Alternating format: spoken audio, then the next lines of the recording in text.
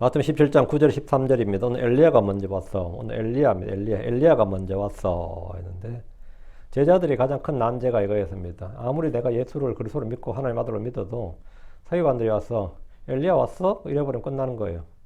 엘리야가 어디 있어? 엘리야도 안 왔는데 무슨 너희 선생이 무슨 그리스도냐? 무슨 놈이 메시아란 말이냐? 이래버리면 베드로든 요한이든 야고보든 입도 뻥긋 못하는 거예요. 응? 엘리야 왔어? 왔는데 누군데? 그래버리면 사도들이 그냥 나는 뭐 진짜 예수님이 뭐 그리스도라는 걸 확실히 믿고 고백하고 확신하지만 서기관들 앞에서 서기관들 그 말 딱 해버리면 꼼짝 못하는 그런 거예요. 응? 그거는 교리적인 내용이죠. 근데 그래서 이제 제자들이 상당히 난감했던 부분은 이제 주님께 묻는 겁니다. 이제 질문을 빙자해서 우리의 이 어려움을 좀 해결해 주십시오. 그런데 오늘 엘리야가 먼저 와서 이제 11절 말씀, 11절 말씀 같이 읽겠습니다. 이에 예수님께서 응답하여 그들에게 이르시되 참으로 엘리야가 먼저 와서 모든 것을 회복하리라. 엘리야가 모든 걸 회복하리라. 먼저 와서 모든 걸 회복하리라. 엘리야가 왔냐 안 왔냐? 그러니까 왔냐 안 왔냐 그러면 이러는데 여기 지금 11절에 보면 엘리야, 영어로 보세요. 엘리야 truly shall first come. shall이란 단어예요. 미래형이잖아요. 지금 문제는 과거형이어야 된다고. 엘리야가 왔다고 이래야 되잖아요. 근데 엘리야가 올 것이다 그러면 뭡니까? 그럼 지금 예수는 그리스도가 아닌 거예요? 이제서 이제 초림과 재림이 나누어지는 겁니다. 이제 이 말라기 4장 5절 때문인데요. 어쨌든 한번 다뤄봅시다. 잠깐 기도하겠습니다. 위대하시고 거룩한 주 하나님 감사합니다. 하나님께 은혜 주셔서 오늘도 주의 말씀을 선포합니다. 선포되는 모든 말씀들이 성도에게 잘 들려지고 잘 전달되고 더 잘 깨닫게 해주시옵소서. 아버지 하나님께서 지혜와 계시를 주시고 깨닫는 마음을 주시길 간구하고 저에게 또 눈을 밝혀주셔서 하나님 말씀에서 나오는 놀라운 것들을 발견하도록 도와주시고 아버지 저희가 말씀을 통해서 실족하는 것이 아니라 말씀을 통해서 믿음이 점점 강건해지고 또 성장할 수 있도록 해주십시오. 아버지 하나님 말씀을 잘 배우고 알아서 또 이 말씀을 잘 증언할 수 있는 성도를 되도록 해주시고 말씀을 잘 사용할 수 있도록 해주십시오. 감사드립니다. 주의 성기도합니다. 아멘. 오늘 공부할 본문은 엘리야가 먼저 왔어 합니다. 엘리야가 먼저 와서 누구보다 먼저 온다는 거예요. 엘리야가 먼저 온다 할 때 누구보다? 당연히 그리스도보다죠. 엘리야가 그리스도보다 먼저 왔어 이 말이에요. 엘리야가 메시아보다 먼저 왔어. 변화산에서 놀라운 광경을 목격하고 체험한 3명의 제자들은 주님께 엘리야에 대해 물었습니다. 이건 뭐 3명의 문제가 아니죠. 12사도 다 마찬가지고요. 다른 뭐 유대인들도 마찬가지입니다. 메시아 오심에 대해 말할 때 언제나 등장하는 한 인물이 있는데 그 모세가 아닙니다. 엘리야예요. 엘리야. 이는 구약의 마지막 책이 말라기에 나오는 말씀 때문입니다. 구약 성경의 마지막 책, 마지막 장, 마지막 두 구절이 엘리야와 주 예수의 재림에 관한, 여기서 말하는 재림은 지상재림이에요. 지상재림에 관한 기록입니다. 말라기 4장 5절 6절 보죠. 앞에 마태복음 앞이 말라기니까 4장 5절 6절 보라 내가 크고 두려운 주의 날이 오기 전에 크고 두려운 주의 날 이게 뭐죠? 야곱의 고난의 날, 대환란이죠. 보라 내가 크고 두려운 주의 날이 오기 전에 예언자 엘리야를 너에게 보내리라. 그리고 그가 아버지들의 마음을 자녀들에게로 자녀들의 마음을 그들의 아버지들에게 돌아오게 하여 내가 와서 그 땅을 저주로 치지 아니하게 하려 함이니라 했죠. 엘리야가 와서 백성들의 마음을 돌이켜야 주님의 지상재림 심판의 날에 뭐다고? 그들을 이제 저주로 치지 않는 거죠. 그때 이제 이건 환란 성도의 구원을 말하는 거죠. 환란 성도의 구원입니다. 그 중요한 게 엘리야가 오는 시점이 언제라는 거예요. 크고 두려운 주의 날이 오기 전에죠. 그럼 초림 2000년 전에는 크고 두려운 주의 날이 오기 전은 아니지. 크고 두려운 주의 날이 오기 전에 했단 말이에요. 근데 이스라엘의 유대인 누구도 뭐 사도들도 마찬가지인데 초림과 재림을 구분하지 않았습니다. 그들에게 주의 오심은 한 번이에요. 그렇기 때문에 이 문제가 발생하는 겁니다. 주께서 크고 두려운 주의 날이 오기 전에 예언자 엘리야를 이 땅에 먼저 이스라엘에 보내겠다고 말씀하셨습니다. 이거 예언의 말씀이죠. 이 말씀은 엘리야가 오지 않으면 결국 뭐도 없다? 메시아의 오심도 없다 이거죠. 엘리야가 안 왔는데 무슨 메시아가 오심이 있냐 이거죠. 엘리야가 안 왔는데 이거죠. 그래서 사람들은 예수님이 그리스도라면, 예수님이 주요 그리스도시라면 말이죠. 하나님 아들이시라면 엘리야는 누구인가? 엘리야가 먼저 왔는가? 이런 문제를 만나게 됩니다. 제자들 역시 그런 문제를 안고 있었습니다. 제자들은 이미 예수님이 그 그리스도시고 살아계신 하나님 아들이심을 확실히 알고 믿었고 뭐 남들이 뭐라고 하든지 간에 우리는 봤다지. 그렇잖아요. 우린 체험했고 우린 봤다. 우린 경험했다. 그리고 확실히 그 사실을 알고 믿었어요. 그럼에도 여전히 성경적인 교리 문제가 있었습니다. 내가 체험한 것이 아무리 사실인 것 같아도 성경의 예언, 이 기록된 말씀과 맞지 않으면 그것은 거짓이고 속임수입니다. 마귀는 표적이나 기적이나 이적들을 통해 택함받은 자를 속입니다. 표적은 절대 진리의 좌표가 아니고 진리를 확증해주는 잣대가 아닙니다. 마가복음 13장 22절에 이는 거짓 그리스도들과 거짓 예언자들이 일어날 것이요 또 표적들과 이적들을 보여 할 수만 있으면 선택받은 자들마저 유혹할 것이기 때문이라 이런 말씀이 있죠. 그들이 뭘로 한다고요? 거짓 그리스도들과 거짓 그리스도들과 거짓 예언자들, 이게 다수라는 거예요. 거짓 그리스도들과 거짓 예언자들이 일어날 것이다. 맞죠? 표적들과 이적들을 보여 할 수만 있으면 선택받은 자들마저 유혹할 것이다. 그 유대인들을 말하죠. 선택받은 자들은 유대인 택함받은 민족이잖아요. 선택받은 자들을 유혹할 것이기 때문이라 했는데, 마귀가 사람을 속일 때 사용하는 것이 표적들과 이적들입니다. 특히 유대인들은 표적을 구하기 때문에 표적을 보여달라고 늘 하기 때문에 표적을 보여주는 거예요. 그래서 쉽게 속일 수 있는 거죠. 오늘날 크리스천들은 이 초자연적 현상이나 기적이나 또 이적이나 표적들을 보면 성령의 역사라고 열광을 합니다. 성령 은사들, 성령의 권능, 성령의 체험이라고 하는 것들이 성령의 역사가 아니라 마귀의 역사라면 어떻게 되는 겁니까? 다 속은 거죠. 완전히 망한 겁니다. 저는 방언한다는 사람들 많이 봤습니다. 방언은 기도를 위해 주어진 것이 아닙니다. 방언 기도라는 거 없어요. 방언은 용도 자체가 기도를 위한 것이 아닙니다. 복음 전파를 위한 것이지. 성경을 가르치고 복을 전파하기 위한 것이지 기도를 위한 게 아니라고. 방언은 듣는 이들의 모국어로 복음, 하나님의 말씀을 전하도록 주신 성령의 선물입니다. 그런데 오늘날 교회에서 방언 은사를 받았다는 사람들을 보면 너무나 비성경적이고 기괴하기까지 합니다. 저는 이 교도들이 하는 방언과 크리스천들이 하는 방언의 차이를 보지 못했습니다. 한국에서 방언을 제일 잘하는 무리들은 남녀 호랑객교란가 그 신자들이 제일 잘하는 것 같아요. 그 사람들 보통 막 5-6시간 쉽게 하거든요. 근데 그 녹음한 거하고 순복음교회 가서 녹음한 거 합 틀어보세요. 구분 가는지. 어느 방언이 더 잘하고 누가 더 능숙하게 잘하는지. 아주 기괴하기까지 하다 이 말이죠. 그러니까 뭐 이쪽이 성령의 역사, 이쪽도 성령의 역사냐? 그건 아닐 거 아니에요. 성령의 역사가 아니라 마귀의 역사처럼 보입니다. 그렇죠? 그런데 방언한다는 분들은 아무도 자기들이 사탄의 활동을 따라 나오는 이적, 표적이라고 인정하지 않습니다. 다 성령의 역사라고 주장하지. 그렇게 믿지. 왜? 그렇게 믿고 싶으니까 그런 거지. 데살로니가후서 2장 19절에 12절, 데살로니가후서 2장 9절에 12절에 바로 그가 오는 것은 사탄의 활동을 따라 모든 권능과 표적들과 거짓 이적들과 그리고 불의의 모든 속임수와 함께 멸망하는 자들에게니라. 왜냐하면 그들이 진리의 사랑을 받아들이지 아니하였기 때문이요 이는 그들이 구원을 받지 못하였기 때문이라 이랬거든요. 여기서 말한 거짓 이적들이란 그가 그리스도가 아니면서 그리스도라고 속이고 자기가 메시아가 아닌데 자기가 메시아인 것처럼 하나님이 아니면서 하나님인 것처럼 성령이 아니면서 성령인 것처럼 이렇게 믿게 하는 것, 그렇게 알게 하는 것, 그렇게 보이게 하는 이적이기 때문에 성경이 거짓 이적이라는 겁니다. 이적 자체가 없다는 말이 아니고 이적이나 표적이 없다는 말이 아니라 있는데 그게 왜 거짓 이적이란 거예요? 목적이 거짓이에요. 목적이 뭐죠? 거짓을 믿게 하는 거잖아요.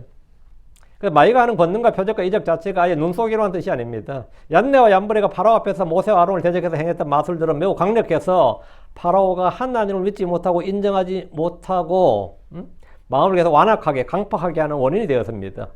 그들의 표적은 뭐다? 하나님을 인정하지 못하게 믿지 못하게 하는 역할을 했단 말이죠. 마찬가지로 마귀는 자신의 이적과 표적과 권능들로 온 세상 사람들 속에서 자기를 믿고 경배하도록, 하나님을 믿고 경배하는 게 아니라 자기를 하나님으로 믿고 경배하도록 하니까 이 표적을 뭐다? 거짓 표적, 거짓 이적, 기적이라 그런 거지. 사탄의 활동을 따라서 권능과 표적들과 거짓 이적들을 권능들은 온 세상 사람들 속에서 마귀를 믿게 그들을 멸망하게 하는 것인데 이 사실을 우리는 성경을 통해서 알고 인정을 해야 됩니다. 마귀의 활동도 굉장히 강력하게 이 땅에서 일어나고 있다는 거, 사람들 가운데 일어나고 있다는 거죠. 초자연적인 일이 기독교 세계만 있는 게 아니다 말이죠. 그래서 우리는 모든 이적들, 표적들이 성령의 선물인지 성령의 역사인지 또 아닐 수 있다는 사실을 우리는 인정하기 때문에 무엇이 선한 것인지 입증해야 됩니다. 모든 걸 시험해보고 선한 것을 붙들라고. 모든 걸 시험해서 입증해 봐야 된다고. 그래서 데살로니가 전서 5장 21절에 모든 일을 입증하라. 모든 일들을 입증하라. 프루브라는 거예요. 입증해 보라고. 선한 것을 굳게 붙잡으라 했는데 어떤 초자연적인 현상이나 이적이나 기적이나 표적이 있다면 그것의 출처를 조사해 봐야 됩니다. 베드로와 요한과 야고보는 변화산에서 주 예수님의 모습, 그냥 모습이 아니라 본래의 모습을 본 거예요. 영광스러운 그 재림, 하늘의 왕국에서 예수님의 모습을 본 거죠. 그 하늘의 왕국이 망을 봤으니까 하늘의 왕국이 망을 봤다는 말은 하늘의 왕국에서 왕이신 분의 모습을 봤다 이 말이에요. 그러니까 이제 하늘의 왕국의 모습을 본 거죠. 영광스러운 모습을 봤는데 거기서 그들은 모세와 엘리야도 보았고 영광의 구름들 속에서 말씀하시는 분, 하나님의 음성을 들었습니다. 하나님은 영이시라도 안 보이니까 그 구름들 속에서 음성만 들었지. 그냥 음성을 들었단 말이죠. 그 말씀하신 하나님의 음성을 들었어요. 그 쉐키나 영광의 구름이 하나님 임재를 나타낸다. 그 속에 하나님 계시다는 뜻이에요. 이것은 그들의 평생에 두 번 다시 할 수 없는 엄청나게 크고 놀라운 체험이 분명합니다. 그들이 정신을 차렸을 때는 홀로 주 예수님 외에는 아무도 보이지 않았습니다. 조금 전까지 있었던 영광의 구름도 없어졌고 모세 엘리야도 안 보였고 갑자기 없어졌어요. 다 없어졌습니다.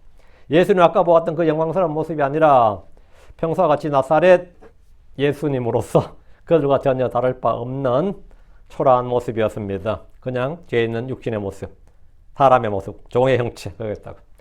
제자들이 이제 예수님이 그 그리스도시고 하늘의 왕국을 가지고 오실 왕이라는 사실에 대해서는 이미 고백한 것도 있지만 이제 직접 그 위엄의 영광을 눈으로 목격했기 때문에 체험했기 때문에 뭐 의심할 여지가 없었습니다. 그분이 십자가에 못 박혀 죽어도 그분의 신분과 정체성, 지위는 변화가 없습니다. 문제는 이 체험보다 더 큰 것, 더 확실한 것이 있다는 겁니다. 그게 베드로후서 1장 19절 뭐죠? 더 확실한 예언의 말씀입니다. 베드로는 이 체험을 기록하고 증언한 뒤에 베드로후서 1장 19절에 우리는 또한 더 확실한 예언의 말씀을 가졌으니 더 확실한 예언의 말씀, 무엇보다 더 확실한 예언의 말씀이라는 거예요. 무엇보다 더 확실하다는 거예요.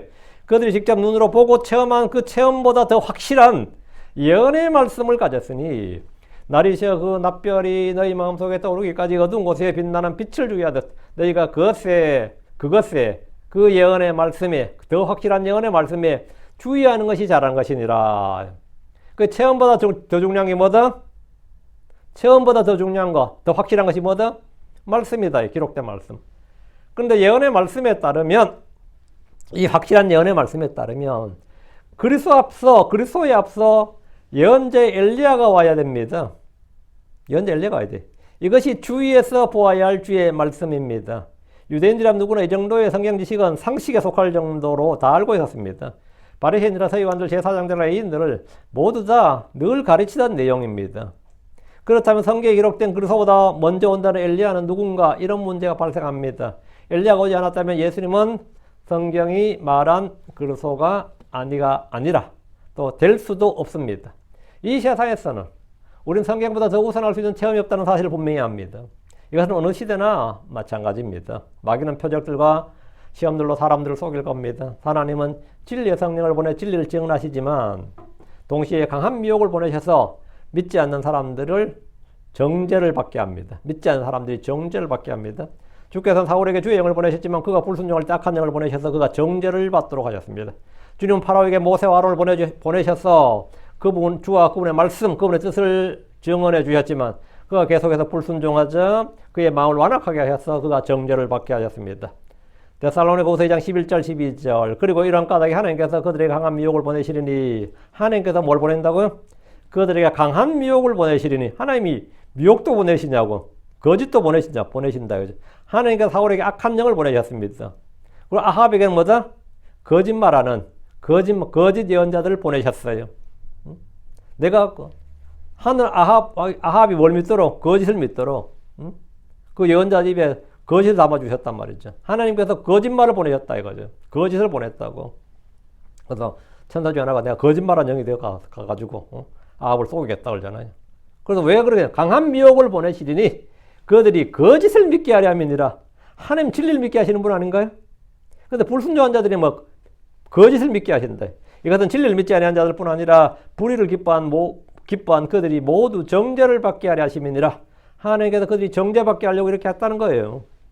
수많은 은사주의자들과 현세주의, 기복주의자들이 표적을 구하다가 강한 미혹에 이끌림을 받습니다. 기독교인들 중에 성경 공부로만 신앙생활하는 것이 너무나 밋밋해서 이 뜨거움을 추구하고 성령의 체험과 은사를 추구하는 경향이 있습니다. 말씀보다 음모론에 빠져서 지구가 뭐 평평하다느니 프리메이슨이 어떠니 뭐 검은 예수회가 어쩌니 일루미나이트들이 어쩌니 하면서 온통 그런 것들에 관심을 갖는 이들이 있고 그런 것들로 자기 주가를 높이는 목사들이 있어요.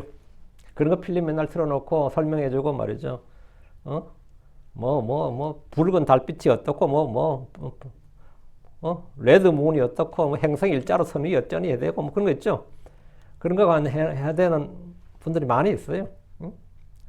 또 그런 게 굉장히 육신적이기 때문에 육신적인 성도들에게 착착 맞아 떨어져서 그 교회 부흥합니다. 그럼 또 그 교회 부흥이에요. 온통 그런 것들에 관심을 가져요. 하나님 이런 자들에게 강한 미혹을 보내셔서 그들이 거짓을 믿게 하십니다. 덕분에 그들도 나름대로 점점 믿음이 확신이 되고 흔들림이 없는 신념을 갖게 됩니다. 우리는 보는 것들로 걷지 않고 믿음으로 걷습니다. 평평지구로 믿는 사람들은 윤목산 또라이라고 성경도 모르는 그 사람들 입장에서는 평면지구 믿는 사람들은 그렇거든요. 어떻게 성경을 그렇게 모를까? 성경을 안 믿을까? 뭐 이런다 오히려 정죄예요. 막 정죄하고 뭐 심한 놈들은 저주도 하고 그래요. 우린 체험과 느낌과 표적들이 아니라 주의 말씀을 상고하고 확인해 봐야 됩니다. 자, 그럼 그리스도에 앞서 오기로 한 엘리야는 누굽니까? 엘리야는 오기는 왔어요?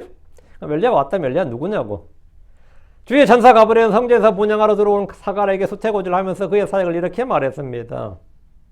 누가복음 1장 16절 17절 또 그가 이스라엘 자녀들 중 많은 이들을 주 그들 하나님께로 돌이키라. 또 그가 엘리야의 영과 권능으로 그분보다 앞서 가리니 아버지 내 마음을 자녀들에게 돌이키고 불순종하는 자를 의인의 지혜로 돌이키며 주를 위하여 준비된 한 백성을 예비하기 위함이라.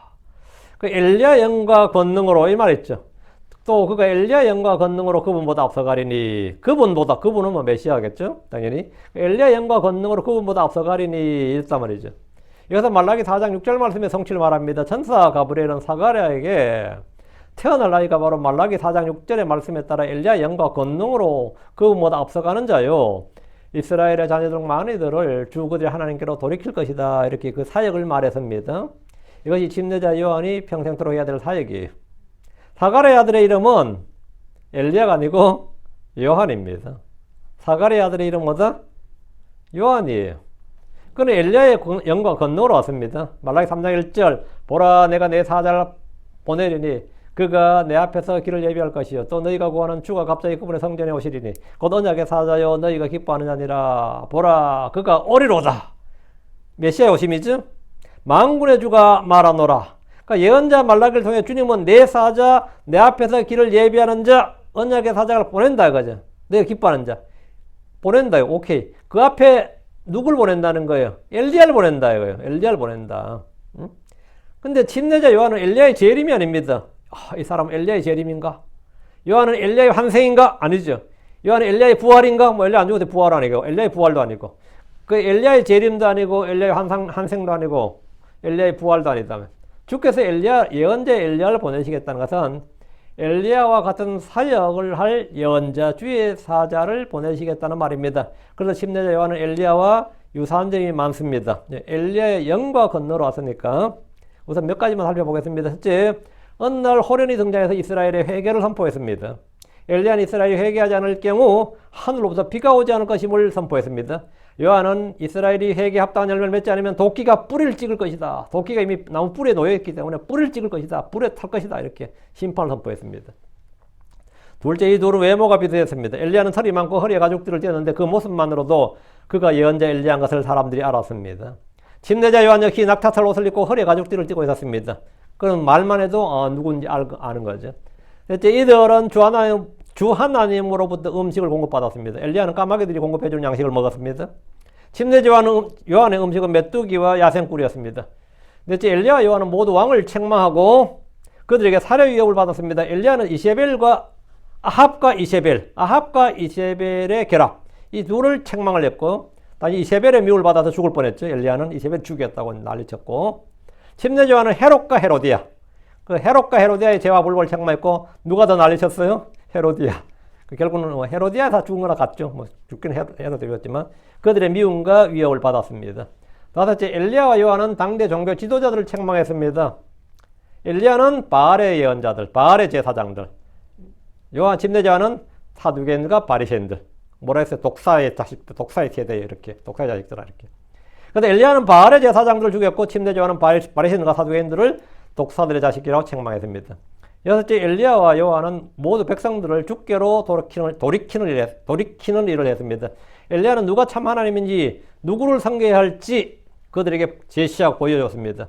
그리고 그분만을 섬길 것을 촉구해서 바알에게로 돌아간 이스라엘을 하나님께로 돌이키는 역할, 그게 엘리야의 사역이었죠.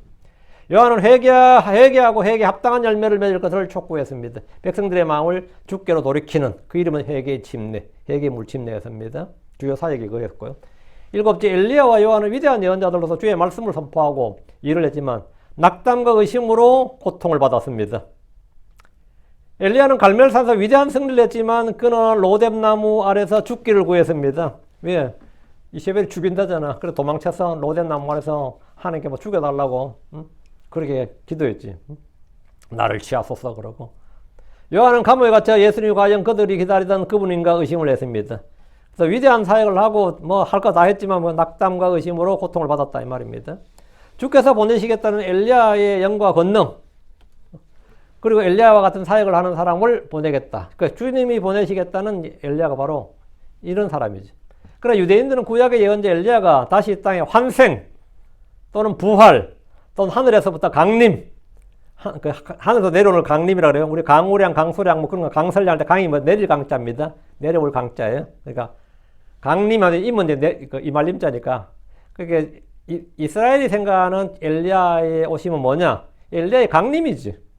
엘리야의 강림이거나 엘리야의 환생이거나. 성경 구약의 예언자들이 말하는 하나님이 보낸 사자, 광야에서 외치는 자의 소리, 주의 길을 예비하는 자가 누구인지를 특정해서 말하고 있습니다. 마가복음 1장 2절에 나오지. 그것은 예언서들에 기록된 대로 보라 내가 내 사자를 내 얼굴 앞에 보내오니 그가 내 앞에서 내 길을 예비하리라. 침례자 요한입니다. 성경은 침례자 요한이 말라기 3장 1절에 나오는 주께서 보내신 주의 사자요 주님 앞에서 길을 예비할 것이라 합니다. 그의 이름은 요한이었습니다. 그런데 성경은 요한을 보내겠다고 하지 않고 왜 엘리야를 보내겠다고 한 겁니까? 엘리야를 보내겠다고 했으면 엘리야를 보내야 되는데요. 수태고지를 했던 가브리엘은, 천사 가브리엘은 왜 그의 이름을 요한이라 부르라 이렇게 한 겁니까? 엘리야라 부르라 이래야지. 여기는 약간의 교리적 문제가 있습니다. 주께서 보내시겠다는 예언자 엘리야는 주의 초림이 아니라 주의 재림전입니다. 주의 초림이나 재림이야. 지금 말라기 4장 5절에 보라 내가 크고 두려운 주의 날이 오기 전에 예언자 엘리야를 너에게 보내라. 크고 두려운 주의 날이 오기 전에 예언자 엘리야를 보낸다 했단 말이에요. 크고 두려운 주의 날은 주의 지상 재림의 날입니다. 주님은 야곱의 고난의 날, 즉 대환란 때 주의 재림 전에 주님께서 이 땅에 이스라엘에 예언자 엘리야를 보내겠다고 하신 겁니다. 그들이 사역이 뭐냐면 증언하는 거예요. 1260일 동안 증언하는 거죠.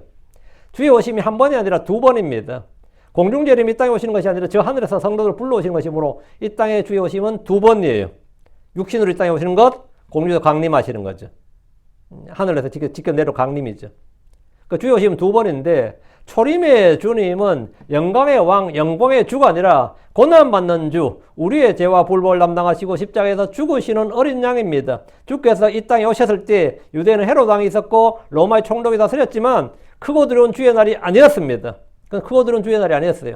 덕분에 엘리야가 이 땅에 온 것이 아니라 엘리야의 영과 권능을 가진 사람이 이 땅에 와서 백성들의 마음을 주께로 돌이키는 사역을 했습니다.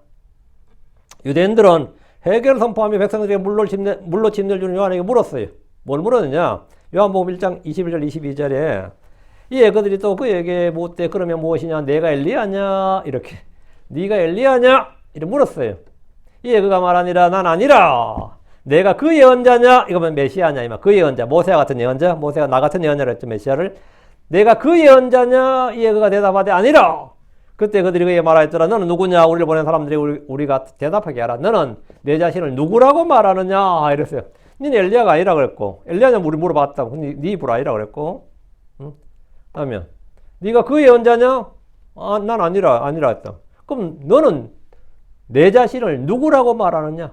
요한은 자신을 엘리야가 아니라고 하면서 동시에 그는 광야에서 외치는 자의 소리, 즉 예언자 이사야가 예언한 그 사람이라고 말한 겁니다. 그리고 말라기 3장에 나오는 바로 그 사람이다 이걸. 성경 그가 말라기 3장 2절에 예언된 주께서 주 앞에 보낸 사자다 이렇게 말하지. 말라기 4장 5절 6절에 나온 사람이 아니다 이거지. 그 이야기예요 지금. 예. 요한 1장 2, 3절 그가 말하였더라. 나는 광야에서 외치는 자의 소리니 주의 길을 곱게 만들라. 이는 예언자 이사야가 말한 바와 같으니라. 성경 요한이 예언자들이 말한 주의 사자인 것을 명시적으로 밝히고 있습니다. 그 이사야가 말한 바로 그 예언자고 말라기가 말한 그 예언자다 이거지. 이미 주님은 마태복음 11장에서 제자들에게 침례 요한에 대해서 말씀하신 적이 있습니다. 마태복음 11장 와서 앞으로 14절. 그리고 만일 너희가 그것을 받아들이려 한다면 이 사람이 오기로 된 엘리야니라. 만약 너희가 그것을 받아들이려 한다면 너희가 왕국을 받아들이고 하늘의 왕국 회개하고 하늘의 왕국을 받아들이고 그 왕국의 왕이신 나를 그리스도로 받아들이려 한다면 말이야. 그렇게 그걸 너희가 받아들이려 한다면 이 사람이 오기로 된 엘리야니라. 이 사람이 바로 언약의 사자. 이 사람이 바로 뭐가 된다? 예. 말라기 4장 5절에 나온 그 엘리야가 된다고. 유대인들이 하늘의 왕국의 복음을 받아들이려 하면 요한이 성경에 예언된 엘리야입니다. 그리고 예수님 뭐가 되는 거죠? 그러면 재림의 주가 되는 거지. 초림의 주가 아니라 재림의 주가 되는 거죠. 그럼 크고 두려운 날이 바로 오는 거죠. 크고 두려운 날이 오는 거죠. 예언이 그렇게, 예언의 풀리는 그렇게 성취가 돼야 되죠. 주께서는 엘리야의 출현에 대해서 아주 특이하게 말씀하셨습니다. 맞으면 맞다, 아니면 아니다지. 답이 애매하잖아요. 그리고 만일 너희가 그것을 받아들이려 한다면 이렇게 조건을 거셨어요. 조건을 걸었다고. 엘리야면 엘리야고 아니면 아닌 것이지. 왜 이렇게 말씀하신 거예요? 여기는 이유가 있습니다. 요한이 엘리야가 되려면 지금이 뭐다? 크고 두려운 주의 날이 돼야 되고 예수님이 뭐다? 초림의 고난에 맞는 주가 아니라 영광의 주가 돼야 돼요. 영광의 주가 돼요. 왕국이 서야 된다고. 그 예언의 플랜에 따르면 예수님은 고난을 받고 십자가에 못 박혀 죽었다가 부활해야 되고 그리고 대환란이 시작되고 하늘의 왕국이 세워져야 되는데 주님의 부활과 대환란의 사건은 역사적으로 무려 2000년이 넘는 갭이 있습니다. 그렇죠? 주님의 고난과 영광 사이, 고난과 영광 사이에 2000년이 넘는 갭이 있다고. 이것이 말하는 갭 티어리예요. 이게 갭 이론이라고. 왕국 연기론입니다.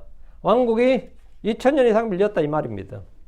주님의 초림과 재림 사이에 이런 긴 시간이 존재할 줄은 당시 유대인들은 물론이고 구약의 예언자들도 전혀 알지 못했습니다. 전혀. 이건 신비했어요. 교회의 신비입니다. 자, 본문을 보겠습니다. 9절.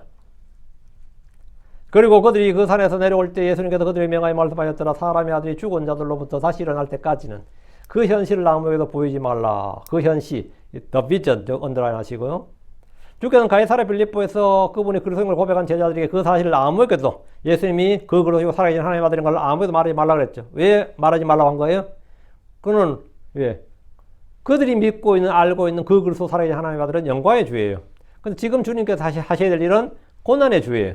그러니까 이거는 유언비어가 되어버린다고. 아무리 예수를 그리스도로 선포해도 유언비어가 되기 때문에 거짓말이 되어버린다고. 그래서 선포하지 말라. 아무에게도 말하지 말라. 못하게 하셨고, 그리고 변화사에서 내려올 때도 제자들에게 명하여 말씀하시기를 사람의 아들이 죽은 자들보다 다시 일어날 때까지, 부활 때까지 그들이 본 것, 체험한 것을 아무에게도 말하지 말라. 나머지 9명의 사도들에게도 말하지 말라는 겁니다. 사람이 많이 알면 비밀이 아니죠. 아무에도 말하지 말라고 하셨어요. 야. 그래서 여기서 왜 말하지 말라고 했느냐? 이것도 마찬가지죠. 우리는 모시아 엘리야를 봤어. 하늘의 왕국 이망을 봤어. 이래버리면 뭐 되는 거죠? 예수님은 고난의 주가 아니라 영광의 주가 되는 거죠. 그래서 말하지 말라는 거예요. 지금 해야 될 일은 고난받는 거란 말이죠. 여기서 보면 주님께서 뭐랬냐? 여기서 주님은 그들이 본 것을 뭐라고 했어요? 너희들이 본 것을 뭐라? 그 현실이었죠. The vision. 그 현실이라고 그래요. 현실, 비전. 비전이 이제 현실인데, 현실한 뜻은 나타날 자, 보일 시자죠. 나타내 보인다는 말이죠. 나타날 현, 보일 시잖아요. 나타나 보인다. 근데 우리말 성경은 이제 개혁부터 환상이라고 번역했는데, 이거는 늘 이제 문제가 됐던 단어죠. 환상이라는 것은 뭐죠? 일루전이잖아요. 환상은 뭐예요? 성경과 맞지도 않습니다, 전혀. 현실한 나타내 보인다는데 요즘 영어에서는 그냥 비전이라 그러면 요즘 현대영에서 뜻은 뭐냐? 비전을 가지라, 이만 꿈과 희망과 목표를 가지라 이런 뜻으로 사용하지만 성경이 말한 현실한 변화사사 제자들이 직접 보고 들은 하나님의 말씀들, 그분의 일들을 뭐다 현실화 그런다 이거예요. 잠을 자는 동안 보고 듣는 것, 잠을 자는 동안 보고 듣는 것이 꿈이고 깨어서 보고 듣는 것이 현실입니다. 그건 한글적 분들은 환상이라는 말을 사용했는데 이것은 환영, 환각, 환청, 환시 등에서 본 것처럼 거짓, 가짜, 속임수, 헛것이라는 의미가 있어서 성경의로는 적합하지 않습니다. 성경의로는 적합하지 않고 현실한 뜻이 정확히 뭐냐? 비전이라는 건 뭐냐면 하나님이 보여주시는 말씀이니까 내가 깨어 있어야 돼요. 자고 있으면 아니고 깨어 있어야 돼요. 깨어서 주님이 보여주시는 말씀을 보는 것, 그것이 뭐다? 현실이에요. 이사야나 에스겔이나 다니엘이 모두 이런 현실을 통해서 주께서 보여주시는 말씀을 받았습니다. 그리고 그걸 기록했고 주님께서 그들이 산에서 보고 들은 것, 체험한 것을 그 현실하고 우리 주님 정확히 정의를 해주셨기 때문에 뭐 이건 논란 여지가 없습니다. 주님은 제자들에게 그 현실들을 너희가 본 그 하늘의 왕국의 말씀들, 또 하늘의 왕국의 사건들, 일들을 아무에게도 말하지 말라. 근데 영원히 입을 닫으라는 것이 아니고 너희가 죽을 때가 입을 닫으라 그 말도 아니고 언제까지? 사람의 아들이 죽은 자들로 다시 일어날 때까지만 말하지 말라는 겁니다. 기간을 한정해 주셨는데 이유는 간단합니다. 이번에 주님께서 하셔야 될 일은 뭐다? 고난의 주예요. 고난을 받는 일에 고난을 받고 부활해야 되는데 이 일에 방해가 되지 않도록 그러니까 말씀을 올바로 나누어 지금 재림의 주를 선포해서는 안 된다 이거죠. 지금 하늘의 왕국의 복음이 선포된 게 아니라 이제부터는 은혜의 복음이 선포돼야 된다. 예수님이 죽으시고 부활하는 거는 뭐냐? 은혜의 복음이지. 은혜의 복음이 선포돼야 되기 때문입니다. 이유는 바로 그거예요. 유대인들이 알고 믿고 기대하는 그리스도 하늘의 왕국이 바로 제자들이 변화세 본 것과 같은 그것입니다. 그거예요. 그들이 예수님에게 기대하는 것이 바로 하늘의 왕국입니다. 그런데 지금 주님은 예루살렘으로 가시면 영광스럽게 변화를 받거나 왕이 되어서 왕국의 왕좌에 앉는 것이 아닙니다. 모세 엘리야가 나타나지도 않고 천사들이 내려오지도 않고 영광의 구름이 예루살렘을 덮지도 않아요. 주 예수님께서 예루살렘으로 가시면 그들이 거룩한 산에서 보았던 그분의 모습과 정반대로 사람들이 잡혀서 고난을 받고 죽임을 당하고 채찍에 맞아서 아주 피떡이 되는 겁니다. 얼굴에 형체를 알아볼 수 없는 채찍에 맞고 가시관을 쓰고 조롱을 받고 십자가에 못 박혀 죽는 그 모습을 보게 된 겁니다. 영광의 주의 모습과는 뭐죠? 변화산에서 본 주 예수님의 모습과는 완전히 180도 정도가 아니라 진짜 너무나 다른 그런 모습을 보게 됩니다. 이번 명절에 그들은 왕이 되신 주 예수님을 보게 된 것이 아닙니다. 십자가에 달린 사형수 예수님, 사람들에게 조롱과 모욕과 채찍과 이런 걸 맞으면서 침뱉음을 당하는 그리고 십자가에 처형당하신 그 벌거벗은 예수님을 보게 되는 겁니다. 그 수치와 모욕은 말도 못하고요. 그래서 그분이 그리스도인 것과 하늘의 왕국을 본 것, 모세 엘리야를 보았다는 등의 이야기는 지금 제자들이 아무리 말해봐야 구라가 되는 거지. 말해봐야 아무 소용이 없고 유익이 없습니다. 그래서 주님께서 말하지 말라는 거예요.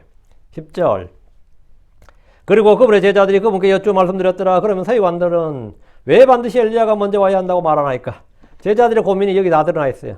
제자들은 드디어 예수님께 성경을 물었습니다. 성경의 예언에 관해 주께 질문한 겁니다. 제가 볼 때 제자들이 주님께 성경의 어떤 주제나 교리와 예언을 물어본 것은 처음인 것 같습니다. 처음인 것 같아요. 제자들이 평소 부전히 성경에서 궁금했던 것이라 이해되지 않았던 것을 주 예수님께 물었던 적이 없습니다. 지금 드디어 그들은 주께서 그러면 서기관들은 왜 반드시 엘리야가 먼저 와야 한다고 말하나이까? 당시에 서기관들이나 율법사들은 뭐죠? 오늘 전부 신학자들이고 신학교수들이에요. 그러면 서기관들은 왜 반드시 엘리야가 먼저 와야 한다고 말하나이까? 이렇게 교리적 질문, 예언에 대해서 질문을 했습니다. 제자들은 서기관들이 하는 이 말에 대해서 마땅히 답변해 줄 수 없었을 겁니다. 그들은 예수님이 그리스도의 힘을 알고 믿었지만 서기관들이 엘리야가 반드시 먼저 와야 한다고 성경을 딱 펴들면 대답이 궁색해지고 할 말 잃어버리게 됩니다. 엘리야가 왔어? 엘리야가 안 왔는데 무슨 그리스도냐? 이래버리면 베드로도 할 말이 없는 거죠. 이것은 오늘날 교회가 대환란을 통과한다. 성도들의 휴거는 환란 후에 있다.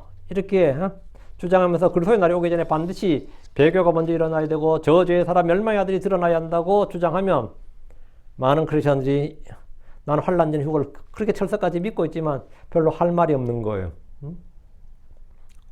야, 죄의 사람이 나타났어? 멸망의 아들이 나타났어? 멸망의 아들도 나타나지 않는데 뭔 휴거 타령이냐? 그때 나타나고 다 하는 거 보면 그때 우리가 이제 축을 준비하면 되는 거지. 이러면 어떻게 되는 거죠? 응? 별로 할 말이 없다는 거. 그게 데살로니가서 2장 3절이에요. 아무도 어떤 방법으로도 너희를 속이지 못하게 하라. 이는 먼저 떨어져 나가는 일이 오지 않고 저주의 사람과 멸망의 아들이 드러나지 아니하면 그날이 오지 아니하리라. 이렇게. 그리고 이거 보니까 이 성경 보니까 뭐예요? 그날이 오지 않는 이거 어떻게 된 거지? 저 죄의 사람 곧 멸망의 아들이 드러나지 않으면 죄의 사람 멸망의 아들은 계시록에 따르면 대환란기에 나타나는 건데 바다 없는 깊은 구덩이에 올라온 건 저 구덩이에 올라오는데 그럼 어떻게 되는 거지? 교회는 환란을 통과하는 게 맞네. 수많은 사람들이 구절로 환란 전 휴거를 배웠다가 나는 성경대로 환란 통과를 믿기로 했습니다. 이렇게 또 선한 고백을 하지. 그리고 또 그 성도 빠져나가는 성도를 방어하기 위해서 막기 위해서 또 목사님들이 무리를 하지. 성경 해석에 막 무리를 하죠. 실제 막 무리를 하는 건 진짜 그러니까 어거지 해석도 엄청 하고요. 성경 번역까지 막 바꿔가면서 막 바꿔치기 단어 문법을 무시하고 막 바꿔치기 해가는 그런 해석도 많이 봤어요. 이게 사실 배우고 나면 아무것도 아닌데, 이게 뭐 우리 교회 사람들에게는 아무것도 아니지. 그날이 오지 아니하리라 할 때 그날은 그리스도의 날이 아닙니다. that day잖아요. 이게 바로 심판의 날이에요. 그러니까 당연히 제 배교가 먼저 일어나고 먼저 떨어져 나가는 오고 제3 멸망의 아들이 오고 다음에 그날이 오지. 순서 당연한 거 지금 이게 뭐 어려워요. 그날을 그리스도의 날로 해석하니까 그렇게 난리가 나는 거고. 예. 또 제일 유명한 해석이 뭐냐면 이는 먼저 떨어져 나가는 일이 오지 않고 이 떨어져 나가는 일을 어떻게 해석하냐면 이번에 어떤 한국의 킹잼성경 어떤 번역했던 분도 이야기하던데 이는 먼저 떨어져 나가는 일이 이 떨어져 나간다는 이 단어를 어떻게 해석하냐면 휴고로 해석하는 거예요. 성도들이 먼저 뭐라고 휴고되고 이렇게 먼저 떨어져 나가는 일이 오지 않고 그럼 뒤에 그는 또 그리스도 날로 어떻게 해석이 돼요? 하여튼 근데 그렇게 또 하던 그 별의별 어거지 해석이 많이 나왔죠. 근데 가장 간단한 그리고 가장 명료한 해석은 뭐냐? 예, 때때이가 뭔지 알면 돼요. 그날이 오지 않아. 그날이 뭐라고? 예, 주의 날 심판의 날, 주의 재림의 날이에요. 지금 바로 그 이야기하는 거예요. 이 구절은 환란 전 휴거를 반박할 때마다 나오는 가장 유명한 구절인데 성경 아는 사람에게는 뭐 이거 죽다 밥도 뭐 아무것도 아니고 그게 왜요? 이러지. 근데 저 죄의 사람 멸망의 아들은 대환란 때 이 땅에 출현합니다. 그럼 교회의 환란 통과 해석이 자연스럽게 됩니다. 그럼 나는 환란 전 휴거를 믿지만 성경적으로 대답이 공색해지는 이들이 많아집니다. 그런데 자기가 믿고 있는 교리를 포기하기 싫고 성경에 순종하게 되려면 어거지가 나오는 거죠. 정확히 알아야 돼요. 근데 이와 같이 예수님 당시에 제자들도 이런 문제를 하나 안고 있었으니 그게 뭐냐? 이와 같이 서기관들도 아직 엘리야가 오지 않았으니 그리스도의 출현도 없다. 이런 거예요. 엘리야가 오지 않았는데 예수님이 그리스도라 주장하는 인간은 모두 사입이고 마귀 들리는 자고 거짓 예언자고 속이는 자다. 그럼 너희가 그리스도라 믿는 저 인간도 뭐다? 바알세부비다. 이러면 어떻게 되는 거죠? 저 사기꾼이야. 사생아야 사기꾼이야. 그리고 예수는 나사렛에서 날 수가 없어요. 이러면 어떻게 돼요? 나사렛 예수를 믿는 사람들에게는 난감한 거죠. 예수는 예언에 따라 베들레헴에서 나야 돼요. 그럼 아는 사람은 베들레헴에서 났어요. 이러겠지. 베들레헴은 난 거 맞아요. 나사렛에서 출생했다는 뜻이 아니에요. 나사렛은 자라는 거예요. 이러면 간단하겠지만 나사렛에서 난 줄로 알 때는 뭡니까? 빌립이 날라왔을 때 빌립이 달려와가 우리가 메시아를 만났다 했을 때 나다나엘이 뭐라 그래요? 나사렛에서 무슨 선한 것이 날 수 있느냐? 이 한마디로 끝났어요. 왜? 성경에 따르면 나사렛 날 수 없다고. 산헤드린 공회에서 예수님의 우호적이었던 바리새인이 있었죠. 그게 누굽니까? 니고데모입니다. 그 니고데모가 뭐라고 떠들었을 때 다른 바리새인들이 뭐라고 해요? 가서 성경 찾아봐. 갈릴리에서 무슨 예언자가 나느냐? 딱 그런 거예요. 뭐 그 갈릴리에서 무슨 놈의 예언자가 나느냐? 그 메시아라는 예언자가 갈릴리에서 왜 나냐? 니 성경도 모르냐? 보다 니고데모가 입국이지 뭐가 갑자기 뭐 한마디 하려고 그랬다가 입국 다시라 그랬지. 입을 꼭 닫았단 말이죠. 왜? 성경 말씀인데 감히 뭐라 그래요? 성경 말씀인데 갈릴리에서 무슨 놈 선한 것이 나느냐? 갈릴리에서 무슨 놈의 예언자가 나느냐? 그 상식인데 그것도 모르냐? 니고데모 이 바리새인아 되는 놈이 이 말은 꼼짝 못하는 거예요. 그 성경이란 게 얼마나 파워가 있는지 알겠죠? 성경이란 게 성경은 양날 달린 검인데 휘두른 자에 따라서 아군과 적군을 가리지 않습니다. 아군과 적군을 가리잖아요. 그래서 이 제자들도 이 서기관들 앞에서는 쭉을 못 쓴 거지 한마디로 말해. 아직 엘리야도 오지 않았는데 뭔 놈의 그리스도냐? 엘리야가 오지 않았는데 뭔 소리냐 이렇게.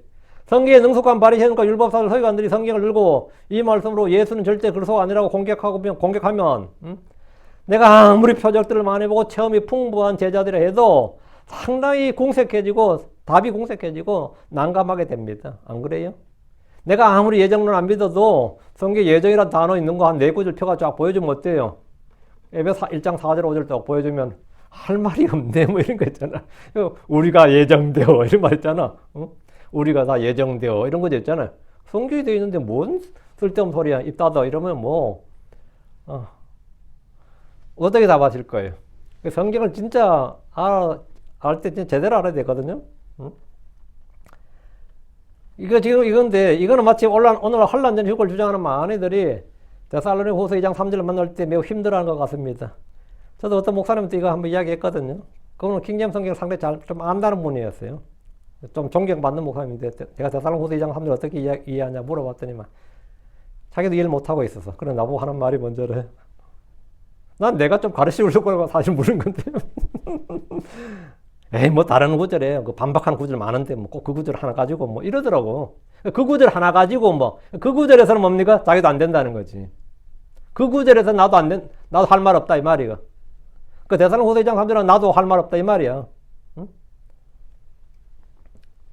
그 데살로니가 후서 2장 3절 갖다 대면 당하는 크리스천이 굉장히 많고요. 우리나라는 권위역이라는 성경을 한 킹이 나오나 다음에 번역된 게 신약만 나왔지만 권위역이라는 걸 번역한 분이 있어요. 박모모시라고 있는데 그분이 완전히 환란 통과론자입니다. 이 킹제임스 믿는 중에서 제일 강력하게 그 사람이 환란 통과론자인데 그분이 어쨌든 굉장히 강력한 환란 통과론자예요. 그리고 그분의 영향을 받은 이 킹제임스 맨들 중에서도 환란 통과론 간 사람은 굉장히 많습니다, 실제로. 근데 그분이 제일 하는 게 이거였죠. 그날이 오지 않으면 그날이 오지 않으라 이 한마디 다 끝난 거예요.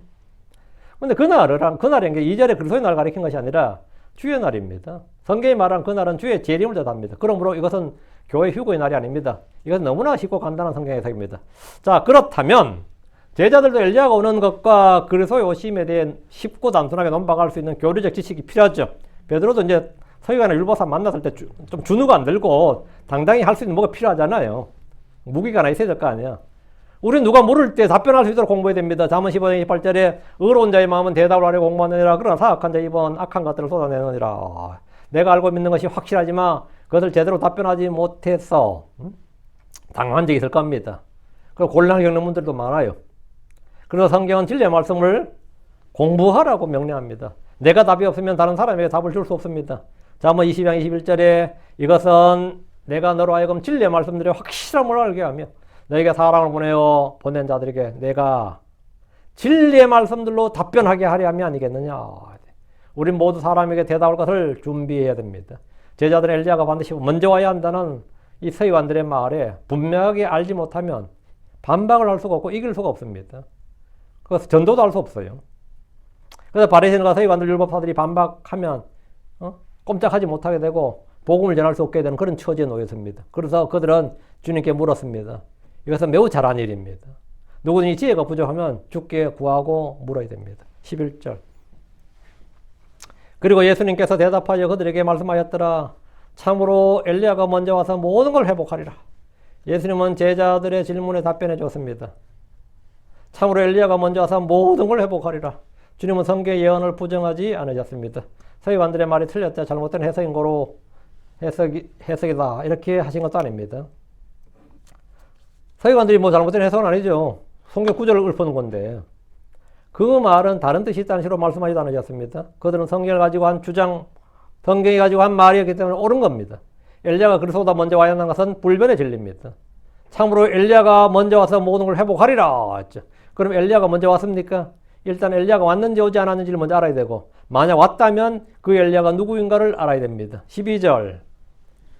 그러나 내가 너에게 말하노니 엘리야가 이미 왔으되 그들이 그를 알지 못하였고 무엇이든 그들이 원한 것을 다 그에게 행하였도다. 그와 같이 사람의 아들도 그들에게 고난을 받으리라. 엘리야가 왔는데 그들이 알지 못했다고. 그를 알지 못했고 그가 엘리야인 줄 알지 못했고 무엇이든 그들이 원하는 걸 다 그에게 행했고 다음에 그들이 엘리야를 몰랐으니까 다니엘이 그리스도도 모르는 거죠. 왜? 그 엘리야가 오기란 엘리야가 그리스도를 증언하는 거니까. 그 엘리야를 알지 못했고 당연히 엘리야한테 그들이 하고 싶은 대로 원하는 거 다 행했단 말이죠. 그와 같이 사람의 아들도 그들에게 고난을 받으리라. 사람의 아들도 뭐야? 마찬가지로 고난을 받는다 이거예요. 응? 왕자에 앉는 게 아니라 고난을 받는다고. 주께서 이미 엘리야가 이미 왔다고 하셨어요. 주께서 엘리야가 왔다. 자, 방금 전에 산에서 제자들이 본 게 누구죠? 모세 엘리야예요. 모세 엘리야인데 근데 엘리야가 이 땅에 왔단 말입니까? 주께서 엘리야가 이미 왔지만 그들이 그를 알지 못했다고 했습니다. 그들은 엘리야가 왔는지 오지 않았는지도 알지 못했습니다. 자, 그들은 엘리야가 누구인지는 당연히 알지 못하죠. 왔는지 안 왔는지도 모르는데 누군지 어떻게 알아요? 그래서 무엇이든 그들이 원하는 것을 다 그에게 행하였도다. 이 말은 하늘의 왕국이 폭력을 당했다는 것과 같은 말씀으로 하늘의 왕국을 선포했던 그가 헤롯의 칼에 죽임을 당했습니다. 유대인들은 요한을 하나님의 사람, 하나님의 예언자로 여긴 것을 분명하지만 그가 엘리야라고는 전혀 생각하지 못했는데 이런 요한 자신도 그가 엘리야가 아니라고 선포했기 때문입니다. 그가 엘리야라고 말한 게 아니라 나는 엘리야가 아니라고 했단 말이에요. 응?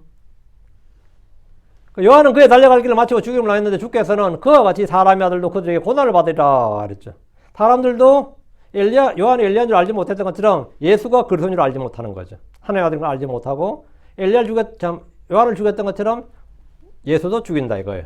그래서 침례자 요한이 주의 사자, 주의 전령, 주의 사자. 선구자로서 먼저 모든 일을 했습니다. 죄들의 사면을 위해서 이스라엘의 회개를 선포하고 물로 침례를 주고 그리고 하늘의 왕국을 선포하고 그리고 그가 주님보다 앞선 일인데 예수님을 증언하는 일까지 했어요.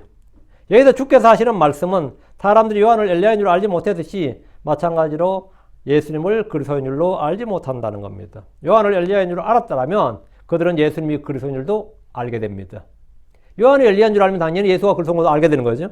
당연한 겁니다. 그러나 그들은 영광의 주를 알지 못했습니다. 알았더라면 안 죽였겠죠. 당연히 안 죽일 수가 없지. 그럼 이제 그런 말이 나오지. 야, 그래 버렸으면 이사야 3장에 나오는 시편 22편에 나오는 그런 고난의 그리스도 그건 어떻게 성취가 예언이 성취가 되느냐? 그건 로마에서 성취가 됩니다. 그래 되면 로마에 성취가 돼요. 왜? 이스라엘에 갑자기 유대인들이 다 왕으로 추대하는 사람이 나타나 버린 거예요. 왕국을 독자로 세우겠다 하면 로마 군단은 당연히 어쩌면 그 일은 용납할 수 없는 독자적으로 독립하겠다는 거잖아요. 그러니까 당연히 군대로 막아야죠. 당연히 막고 작살 내겠죠. 당연히 작살 내겠지. 그러면 유대인들 중에도 현실론자들 있지. 특히 사두개인들이죠. 그들은 세속주의니까. 그러니까 민족의 가장 위험한 적이 누굽니까? 마치 2차 세계대전 때 히틀러를 제거해야 된다는 독일인들이 있었던 것처럼 지식인들이 있었던 것처럼 예수를 제거해야 된다는 유대인이 나타나지. 그들이 사두개인들이에요. 그럼 당연히 예수님은 예언대로 또 가룟 유다를 통해서 배반 나가죠. 민족을 위해서. 그리고 고난받는 다 성취됩니다. 그럼 이스라엘 완전 우리의 왕이라고 반까지 믿었다고 완전 절망도 그런 절망이 없는 거지. 그리고 끝나고 3일 뒤에 부활하고 뭐가 되는 거죠? 이게 예언의 플랜 다 왕국이 성취되는 거지. 하늘 왕국이 그대로 그건 그대로 예언에 다 성취돼요. 그렇게 되겠죠. 그러면 이제 고난 다, 근데 그 왕국이 바로 그때 섰버린 거죠. 2000년 전에 왕국이 섰겠죠. 하늘 왕국이. 근데 그 왕국이 서지 못하는 바람에 지금까지 안 섰는데 이걸 이제 소위 말하는 이제 왕국 연기론이라 그래요. 왕국이 2000년 동안 2000년 이상 연기됐다. 이렇게 말하죠. 어쨌든 그들은 영광의 줄 알지 못했다. 알았더라면 죽이지 않았다. 이건 확실합니다. 그건 성경 기록이에요. 그들이 영광의 줄 알았더라면 그분을 십자가에 못 박지 않았다. 죽이지 않았을 것이다.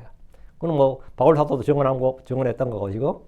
예수님이 하나님의 아들이라는 건 하나님의 육체 안에 나타나신 분이고 말씀이 육신이 되신 분이심을 아는 사람은 거의 없었습니다. 있었다 치더라도 믿을 수가 없었습니다. 침례자 요한이 그 사실을 선포했고 그걸 증언했지만 믿는 자들은 거의 없었어요. 자, 13절. 그때 제자들이 그분께서 침례자 요한에 대하여 자기들이 말씀하셨음을 깨달았더라. 야, 여섯 제자들은 3명이죠. 베드로, 요한, 야고보입니다. 확실히 제자들이 깨달음의 속도가 빨라졌어요. 이전에 설명해도 몰랐는데 이건 그냥 여기까지만 이야기했는데 벌써 12절까지 이야기했는데 제자들이 알아들어 버린 거예요. 주님의 말씀을 들은 제자들은 그분께서 침례자 요한에 대해 자기들에게 말씀하였음을 깨달았습니다. 이미 마태복음에 요한에 대해서 설명한 것이 마태복음 3장 11장 3장에 한번 나오고 11장에도 자세히 언급되어 있습니다. 특히 우리 주께서 요한에 대해 상세하게 말씀하셨는데 그게 말씀 11장 14절이죠. 그리고 만일 너희가 그것을 받아들여야 한다면 이 사람이 오기로 된 엘리야니라 이렇게 주님께서 딱 선포를 하신 거죠. 엘리야는 이미 왔는데 너희가 그것을 받아들이지 않았다는 겁니다. 그러니까 나는 졸제 뭡니까? 이 영광의 주 그건 되지 못한다. 그리고 하늘 왕국도 서지 못한다 이거죠. 그리고 크고 두려운 주의 날도 당연히 오지 않는다 이거지. 그 이야기죠. 엘리야는 이미 왔는데 내가 그것을 받아들이지 않았다. 그럼 엘리야가 왔다는 말은 뭐냐? 엘리야의 영과 권능으로 온 사람이 하나 있다 이거예요. 그게 요한이었죠. 그리고 그 요한이 그리스도를 선포했습니다. 그러나 어쨌든 요한도 또 그리스도도 다 거부되었습니다. 둘 다 거부되었습니다. 제자들은 지금 주님이 말씀하신 엘리야가 침례자 요한에 대하여 말씀하셨음을 알았는데 이전보다 주의 말씀을 이해하는 능력과 지혜와 명철이 많이 자란 걸 볼 수 있습니다. 오늘 크리스천들도 요한이 엘리야인지 제대로 대답하지 못하는 분들이 많습니다. 어떤 이들은 말이 헷갈린다, 말장난하는 것 같다, 요한과 주님의 말씀이 서로 모순되는 것이 아니냐 이렇게 반박하기도 합니다. 잘못 깨닫습니다. 초림의 예수님은 유대인들이 생각했던 왕이나 지상 통치자가 아닙니다. 크고 두려운 주의 날도 오지 않았습니다. 당연히 하늘의 왕국도 세워지지 않았습니다. 그런 점에서 요한은 크고 두려운 주의 날이 오기 전, 즉 주의 재림 직전에 오는 엘리야가 아닙니다. 그럼 주의 재림 직전에 누가 오느냐? 엘리야가 오지. 또 마찬가지로 엘리야가 옵니다. 그러나 주님께서 이 땅에 사람의 모습, 종의 형체, 아브라함의 씨를 취해서 우리와 같은 살과 피를 입고 오셨기 때문에 요한 역시 어떻게 온 거죠? 엘리야 영과 권능으로 온 겁니다. 예, 그렇게 온 거예요. 예수님 영광의 주님으로 이 땅에 오실 때는 엘리야 역시 누구나 엘리야로 알 수 있도록 예언자 엘리야로 옵니다. 예언자 엘리야로 누구나 알 수 있도록 옵니다. 그럼 그때 누구나 엘리야가 왔네? 다음 뭐가 된 거죠? 그러면 영광의 주가 오시겠네? 크고 두려운 주의 날? 다음 뭐지? 이게 자동으로 다 되는 거지. 예. 이건 뭐 당연한 거죠. 예. 초림 때는 그것이 모두 그들에게 숨겨져 있었습니다. 예. 숨겨져 있었고, 그것을 믿지 않으면 알 수 없는 진리였고, 그날에는 믿고 안 믿고를 떠나서 다 알 수 있습니다. 그날에는 누구나 다 엘리야가 엘리야인지 다 알 수 있어요. 그리고 예수 그리스도가 다 누가 저분이 누구시다? 다 예수님 그분이다. 그리스도다. 다 알 수 있어요. 그래서 그게 공개적으로 나타나기 때문입니다. 누구나 다 나타나는 현실을 보게 된다 이 말이죠. 그래서 엘리야가 먼저 와서 했는데 오늘 엘리야에 대해서는 약간 교리 논쟁도 있을 수 있고 또 여러 가지 있겠지만 예. 오늘 여기까지 이 정도로 정리하고요. 내일 또 계속 다루도록 하겠습니다. 기도합시다. 이제 거룩한 주하는 감사합니다. 하나님 은혜 주셔서 좀 주의 말씀을 선보였습니다. 저희가 좀 예언의 말씀을 또 과거 역사도 알아야 되겠지만 또 예언의 말씀들을 좀 더 분명하게 알아야 됩니다. 더 확실한 예언의 말씀의 주기를 이루는 것이 잘한 것이라고 말씀하셨사오니 저희가 이 주께서 행하시고자 하신 모든 일들과 계획들을 저희가 알려주실 때 주의 성령을 통해서 또 지혜와 계시를 통해서 또 저희 눈을 열어주셔서 또 저희 마음에 깨닫는 마음을 주셔서 이것을 잘 알고 받아들이고 믿음과 잘 결합할 수 있도록 도와주시옵소서. 하나아버지 하나님께서 저희 속에서 말씀을 해서 부딪히는 것이나 걸림돌이 되는 일이 없게 해주시고 또 사람들이 이 말씀으로 저희를 참 공격할 때 또 안 하면 질문할 때 또 여러 가지 시비거리 드릴 때 아버지 저희가 참 바르게 알고 진리의 말씀으로 또 답변할 수 있는 그런 지혜를 주시길 간구합니다. 저희가 알지 못하는 것들은 주님께 구하고 또 주님께 답을 얻기를 원하옵고 잘 깨달아서 아버지는 누구에게나 참 진리의 말씀으로 서로가 서로 영적인 교제를 할 수 있고 서로 위로할 수 있고 서로 힘이 되는 그런 성도가 되도록 도와주십시오. 저희가 무엇보다 하나님의 말씀을 잘 사용할 수 있도록 도와주십시오. 감사드립니다. 주의 성기도합니다. 아멘. 아멘.